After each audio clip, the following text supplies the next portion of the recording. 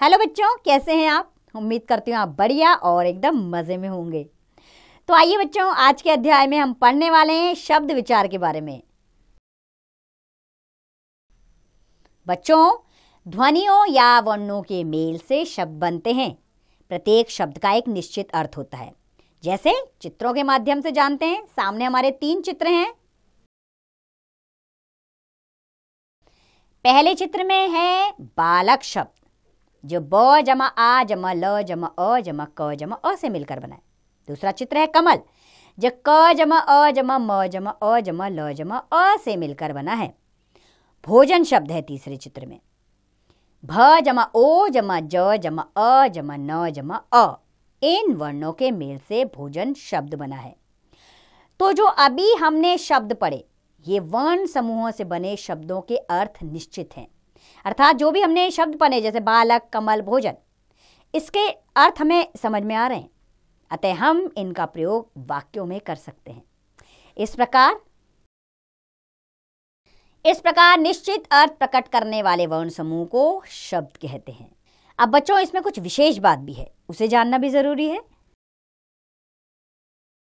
जैसे कि प्रत्येक स्वतंत्र सार्थक वर्ण समूह शब्द होता है, परंतु वाक्य में प्रयुक्त होने के बाद वह स्वतंत्र नहीं रहता, बल्कि व्याकरण के नियमों में बंधकर पद बन जाता है। अर्थात जैसे ही शब्द वाक्य में आएगा वो पद कहलाएगा। जैसे रवि ने पापा को पत्र लिख लिया है, तो इस वाक्य में रवि और लिख शब्द व्याकरण के नियमों में बन जाने के कारण रवि ने तथा लिख लिया है हो गए हैं। अतः वाक्य में प्रयुक्त रवि और लिख पद हैं, शब्द नहीं हैं। आइए शब्दों के वर्गीकरण को जानें अब। तो बच्चों, हिंदी भाषा में शब्दों को 4 अलग अलग आधारों पर बांटा गया है। पहला है उत्पत्ति या स्रोत के आधार पर, दूसरा रचना के आधार पर, तीसरा प्रयोग के आधार पर और चौथा अर्थ के आधार पर। तो आइए एक एक करके विस्तार पूर्वक समझें इसे। सबसे पहले हम समझेंगे उत्पत्ति या स्रोत के आधार पर। तो उत्पत्ति तथा स्रोत के आधार पर शब्दों के 4 भेद होते हैं। पहला तत्सम शब्द, दूसरा तद्भव शब्द, तीसरा देशज शब्द और चौथा है विदेशी शब्द। आइए इन्हें भी एक एक करके समझ लें। तो सबसे पहले जानेंगे तत्सम शब्द के बारे में।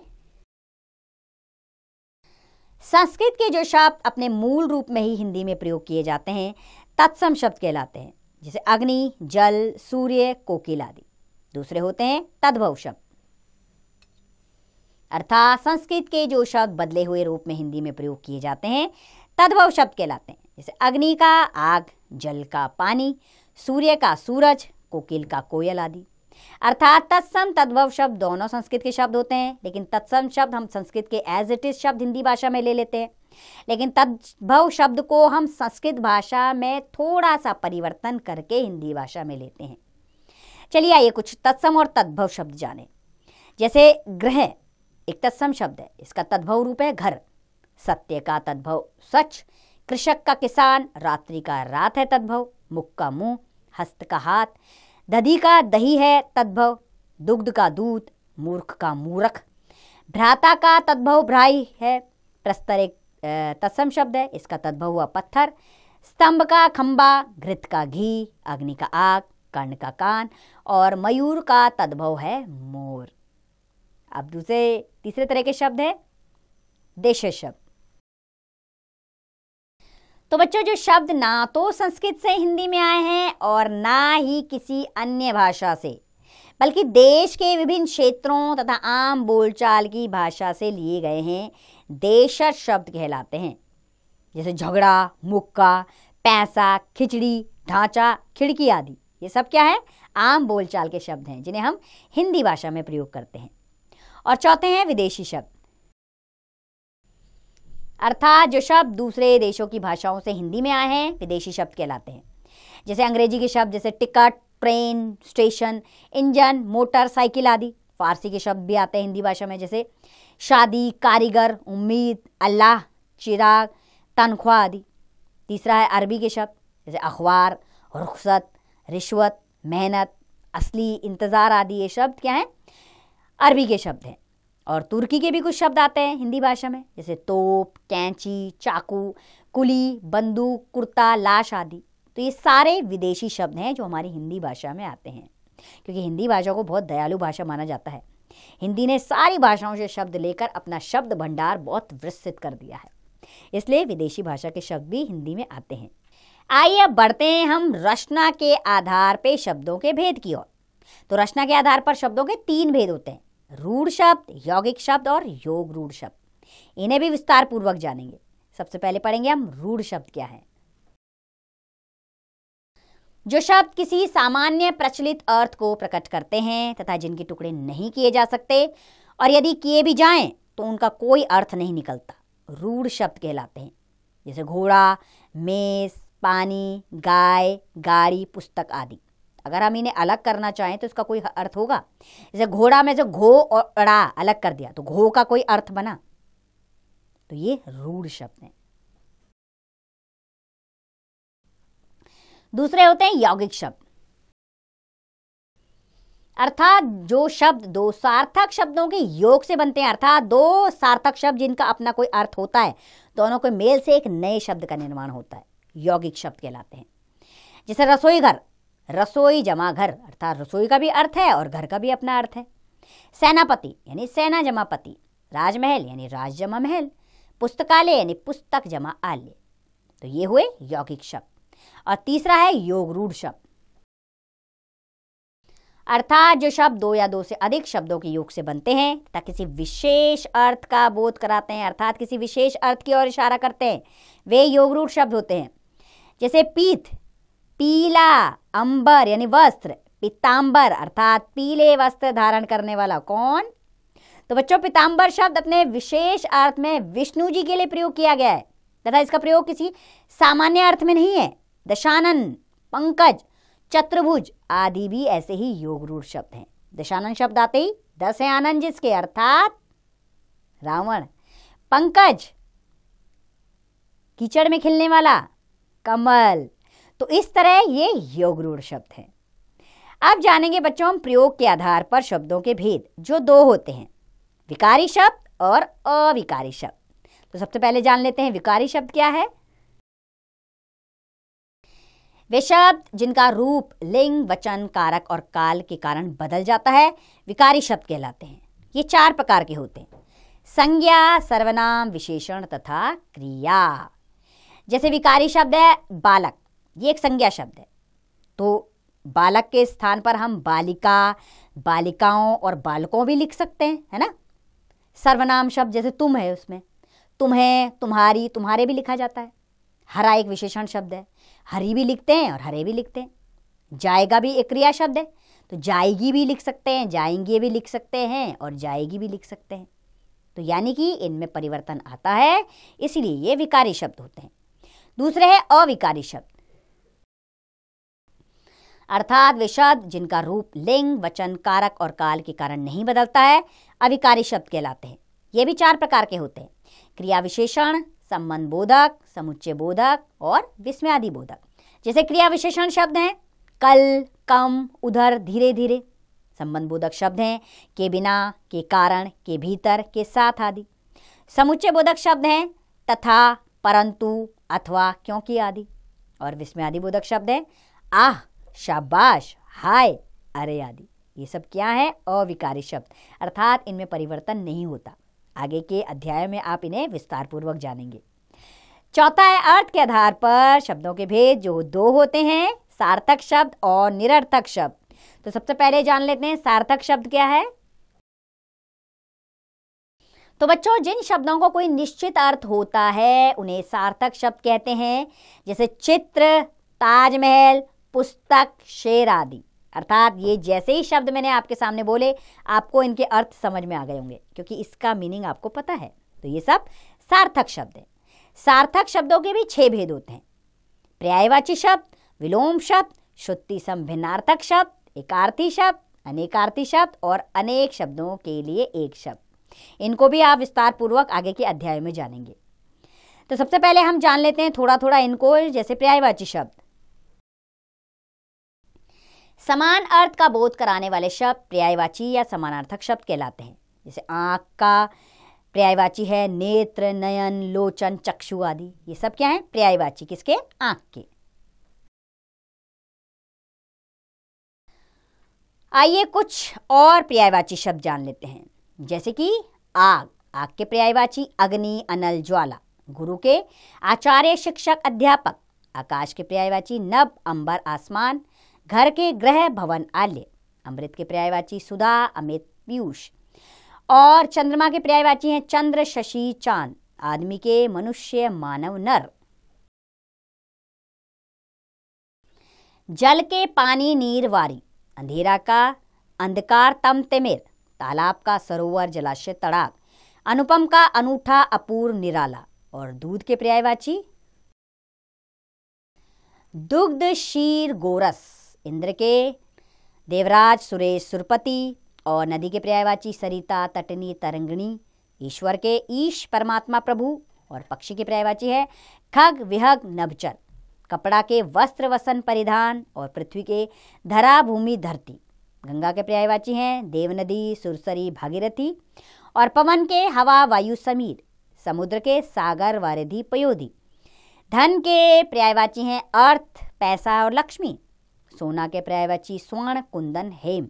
और इच्छा के लालसा, मनोरथ और अभिलाषा पर्यायवाची शब्द है। दूसरा है विलोम शब्द, अर्थात किसी शब्द का विपरीत यानी उल्टा अर्थ देने वाले शब्द विलोम या विपरीतार्थक शब्द कहलाते हैं। जैसे अंधकार का विलोम है प्रकाश, जीवन का विलोम मरण। आइए कुछ और विलोम शब्द जान लेते हैं। जैसे मान का विलोम अपमान, उपस्थित का अनुपस्थित, अपेक्षा का उपेक्षा, उदार का अनुदार, आशा का निराशा, उपजाऊ का बंजर, आदान का प्रदान, क्रूर का दयालु।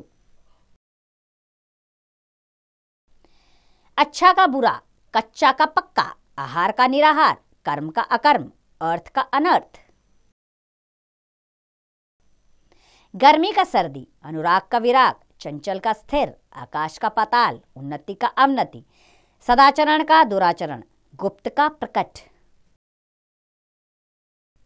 इसी तरह इष्ट का अनिष्ट, पराधीन का स्वाधीन, आरोह का अवरोह, सरस का नीरस, चल का अचल विलोम, बंधन का मुक्ति, अधिक का न्यून, रक्षक का भक्षक है विलोम। तीसरे होते हैं श्रुति संभिन्नार्थक शब्द।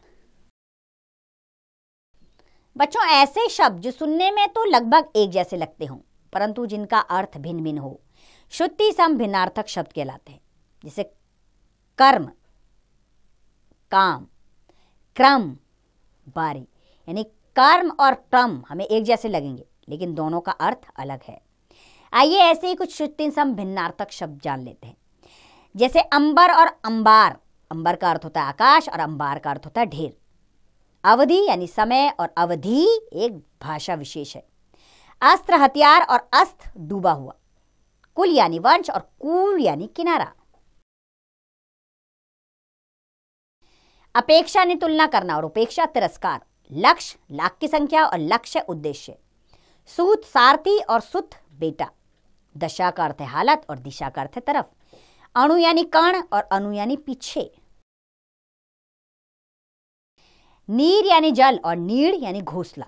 बलि यानी बलिदान और बलि यानी शक्तिशाली। शुक्ल यानी सफेद और शुल्क यानी फीस। मूल यानी जड़ और मूल्य यानी कि कीमत। प्रमाण यानी सबूत और परिमाण यानी कि मात्रा। आइए अब एकार्थी शब्द भी जान लें।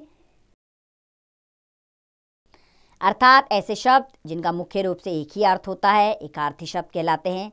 जैसे अभिनेता, प्रार्थना, हिंदी, बालक, नमस्कार आदि, ये सब क्या है एकार्थी शब्द। आइए कुछ और एकार्थी शब्द जानें। जैसे अर्पण, इसका अर्थ होता है प्रदान। अनुराग का अर्थ प्रेम। आराधना का तपस्या। अर्चना का पूजा। छात्र का विद्यार्थी होता है। तरुण का अर्थ जवान। निंदा का बुराई। यातना का कष्ट। उपहार का भेंट। सम्राट का राजा। आभूषण का गहना। मृत्यु का अर्थ मौत। कथा का कहानी। और चंद्रमा का चांद होता है पर्यायवाची।